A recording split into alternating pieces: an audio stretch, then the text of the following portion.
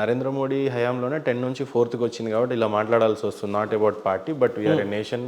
And దేశాన్ని ప్రేమించే వాళ్ళు ఎవరైనా సరే ఈ ఎంజాయ్మెంట్లో మాట్లాడతారు. దే లవ్ ఇట్ అనే ఆ ఇదిలో అడుగుతున్నాను.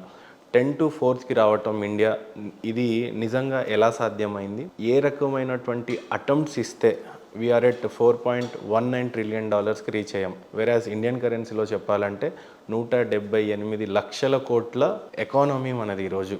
సో ఎలా ఇది సార్?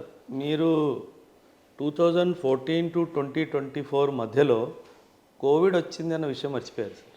అంటే 2-3 ఇయర్స్ మళ్ళీ అవి కూడా పోయినాయి. కోవిడ్ రాకపోతే మనం 21-22లో ఇది సాధించాల్సింది.